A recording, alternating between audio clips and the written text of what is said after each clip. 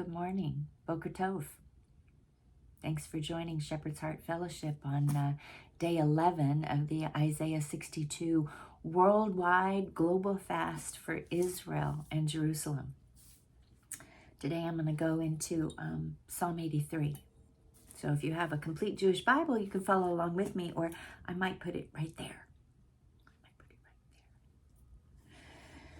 God, don't remain silent. Don't stay quiet or still. Boy, I don't get very far. Don't remain silent. You know, that's the same line in Isaiah 62. God, don't give him no rest. Give him no rest. Don't stay quiet. Don't stay at rest, God, or still, because here are your enemies causing an uproar. Those who hate you are raising their heads, craftily conspiring against your people, consulting together against those you treasure. You know, you're praying for Israel. Do you know what's going on in Israel? Do you know what's happened in the last couple weeks? Over 900 rockets sent into civilian areas out of the Gaza Strip. And when you hear on mainstream news, please get off of mainstream news. If you hear on mainstream news how Israel is firing indiscriminately into Gaza, that's not true. They can pinpoint with accuracy the floor, the apartment building, the floor, and the apartment.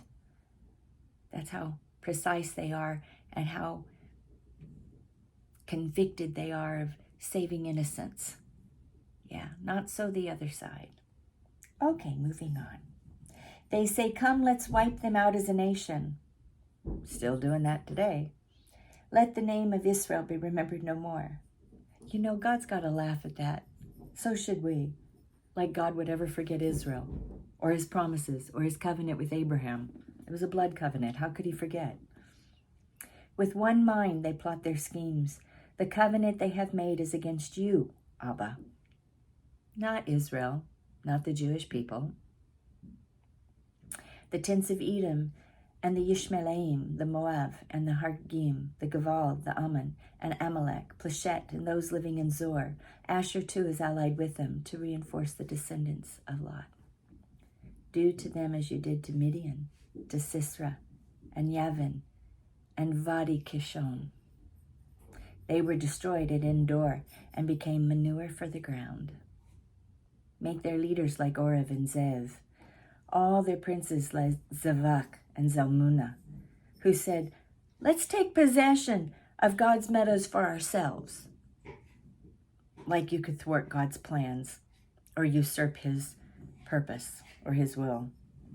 My God, make them like whirling dust, like chaff driven by the wind, like fire burning up the forest, like a flame that sets the mountains ablaze. Drive them away with your storm.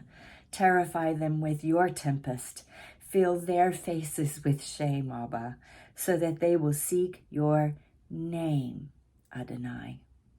Did you catch that? See, we don't want our enemies to be annihilated just for annihilation's sake.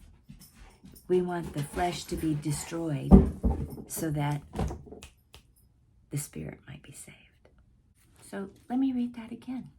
Drive them away with your storm. Terrify them with your tempest. Fill their faces with shame so that they will seek your name, Adonai, Yod He Vav He.